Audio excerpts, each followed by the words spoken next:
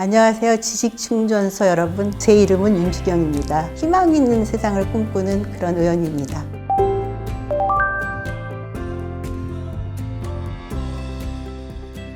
저의 유일한 경력, 이력 하면은 윤봉길 의사의 손녀다. 독립운동이란 무엇인가에 대한 답변과 정치란 무엇인가에 대한 답이 굉장히 닮아 있다는 생각을 합니다. 그래서 한번 그런 말씀을 드려보려고 합니다.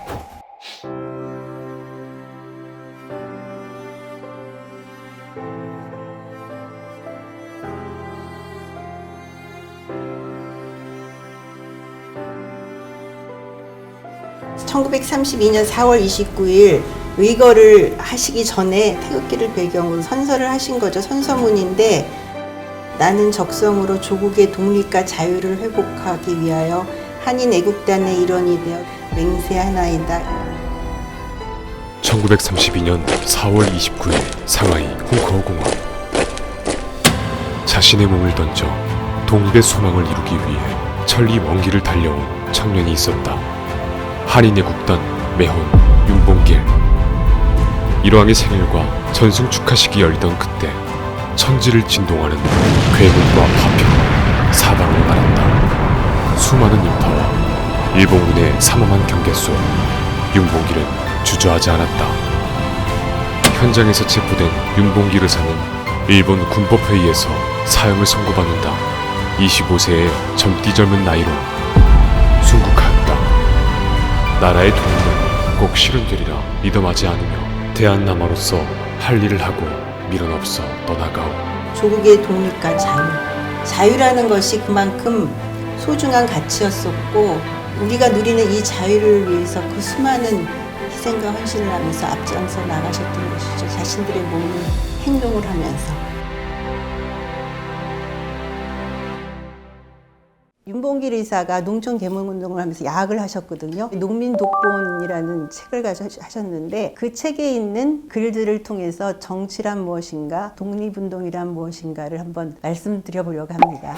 첫 번째가 낡고 물들고 더럽고 못생긴 것을 무찔러버리고 새롭고 깨끗하고 아름다운 것으로 만들어 놓자. 그런 사명을 가진 것이 이제 그 당시 청년의 사명이라고 말씀하셨던 것이죠. 근데 지금도 그 말씀은 영원한 것 같아요. 독립운동이라는 것이 빼앗긴 나라를 되찾기 위해서 헌신하신 것이기도 하지만은, 왕의 나라, 황제의 나라에서 국민이 주인인 나라로 만들어가는 것이 또 독립운동의 과정이었었거든요. 개혁과 변화를 해온 것이 이제 독립운동 과정이고, 정치란 것도 항상 이 사회가 갖고 있는 문제들을 개혁하고 혁신해서 깨끗하고 순수하고 아름다운 사회를 만들어가는 것이 정치인 것이죠. 그런 면에서 볼 때 독립운동이라는 것은 1945년 8월 15일로 끝난 것이 아니라 지금 현재도 계속되고 있는 것이라는. 두 번째는 세상을 바꾸려거든 내 몸부터 움직여라. 독립운동도 마찬가지였다고 생각합니다. 우리의 광복된 나라를 찾는 것이 아무도 가능하지 않다고 생각할 때 누군가가 그것을 가져다 주기를 원하고 소망했던 것이 아니라 자기의 목숨을 잃는 것도 마다하지 않고 자신의 몸을 먼저 움직여서 행동을 하셨던 것이죠. 독립운동은 세상을 바꾸기 위해서 내 몸부터 움직인 과정이라면 정치도 마찬가지 아닌가 싶습니다. 이런 많은 문제들이 다른 사람이 풀어주기를 원하는 것이 아니라 우리가 행동하고 자진해서 앞으로 나감으로써 세상을 바꾸고 그 결과를 국민과 함께 공유하고 행복해하게 만드는 것, 그것이 정치라고 생각해서 독립운동과 정치는 굉장히 닮아 있는 것이죠. 세 번째, 진실은 모든 위대함의 기초라는 말씀이 있습니다. 위대함이란 무엇이라고 생각하십니까? 혼자서 할 수 없는 일을 여러 사람의 마음을 하나가 되게 해서 그것을 이루어내는 것이 위대함이라고 생각하고요. 그것은 바로 진실이 기초가 되어야지만 마음이 하나로 되는 것이죠. 내 목숨을 잃는 것도 마다하지 않는 진실함이 있었기 때문에 50여 년의 독립운동은 지속되었고, 마침내 우리가 위대한 광복이라는 것을 이루어낸 것이죠. 그런 것이 독립운동이라면, 현재 우리가 정치 영역에서 볼 때 코로나19라는 정말 지금까지 아무도 겪어보지 못한 세상인 거죠. 절실함을 국민과 함께 그 진실함을 보여줌으로써 위기를 기회로 만들어가는 것이야말로 정치가 해야 되는 일이 아닌가 싶습니다. 과거를 보여주기 위한 박물관의 전시물이 아니라 지금 우리와 함께 살아서 숨쉬는 것이 독립운동이고, 또 정치도 마찬가지가 된다고 생각하는 거에서 정치와 독립운동은 매우 닮아 있다는 그런 말씀을 드려봅니다.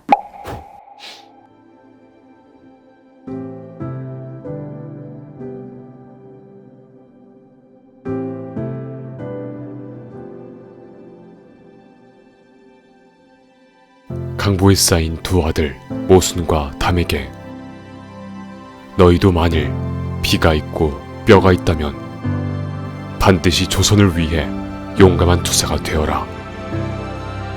태극 깃발을 높이 드날리고 나의 빈 무덤 앞에 찾아와 한 잔의 술을 부어 놓아라.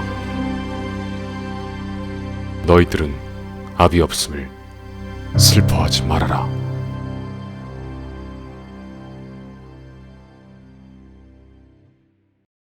사람들은 그러죠. 윤봉길 의사의 후손이기 때문에 얼마나 대접받고 영광스럽게 살았느냐는 말을 하는데 꼭 그렇지만은 않았어요. 왜냐하면은 독립운동의 역사가 지금은 이렇게 자랑스러운 역사가 됐지만은 내가 어린 시절에는 독립운동의 역사가 제대로 연구되지 않았기 때문에 독립운동을 바라보는 시각도 이중적이었었어요. 그래서 윤봉길 의사에 대해서도 우리의 독립을 위해서 목숨을 바친 사람이라고 상하이 홍구공원의 의거를 역사적으로 가치 있는 것으로 얘기하는 사람도 있지만 반면에 하나의 사람을 살해한 그런 범죄로 얘기하는 사람들도 있었어요. 제가 느끼는 게 그거죠. 나에 대해서도 사람들이 굉장히 이중적인 시각을 가질 수 있겠구나. 그래서 어린 시절부터 할아버지 이름에 누가 되지 말아야 된다는 중압감과 동시에 이중적인 잣대에 대해서 어떻게 대처해야 되는지 제가 선택한 것은 드러내지 않고 숨는 것이었어요. 독립운동의 역사가 이만큼이라도 연구되어서 우리 독립운동가 후손들이 다 자랑스러워하는 이 지금 현재의 대한민국이 저는 굉장히 자랑스럽습니다.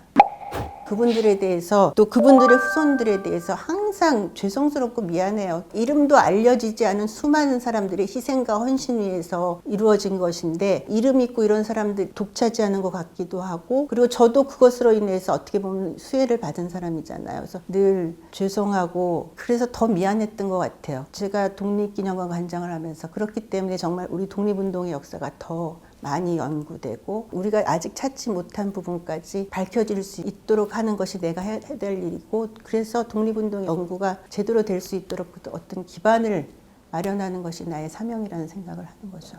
어떻게 보면 역사라는 것이 연구라는 영역에만 너무 머물러 있었던 건 아닌가. 그 역사를 같이 공감하고 대중화하는 노력이 부족해서 그런 것은 아닌가. 저도 그런 고민을 많이 해요. 그래서 국민들과 공감하고 대중화할 수 있는 방법들을 찾아야 되는데 정말 역사를 연구라는 한 어떤 분야에 가둬두기보다는 대중화하는 과정이 필요한 거죠. 그래서 정말 이 독립운동의 역사라는 것이 뭐 시가 되기도 하고 영화가 되기도 하고 소설이 되기도 하고 국민에게 더 다가갈 수 있는 이런 것들이 되어야 되는 것이고 역사라는 것이 정말 우리 일상 속에 항상 담겨 있을 수 있는 그런 것들을 만들어 가야 되는 거라고 생각합니다. 그런 위해서.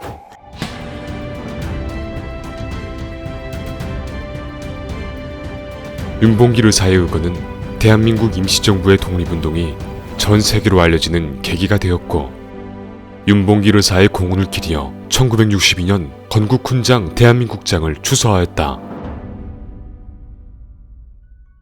내가 세상을 바꾼다는 것보다도 공감함으로써 사람들의 아픔을 같이 느낌으로써 위로가 되는 사람, 같이 세상을 변화시키고 더 좋은 세상으로 같이 나갈 수 있는 동지들을 많이 만나는 이곳에 들어올 때 마음을 잃지 않고 끝까지 최선을 다할 것이고요. 국민의 눈높이에 맞는 그런 국회가 될 수 있는 것에 한 역할을 하는 국회의원으로 영원히 기억되었으면 합니다.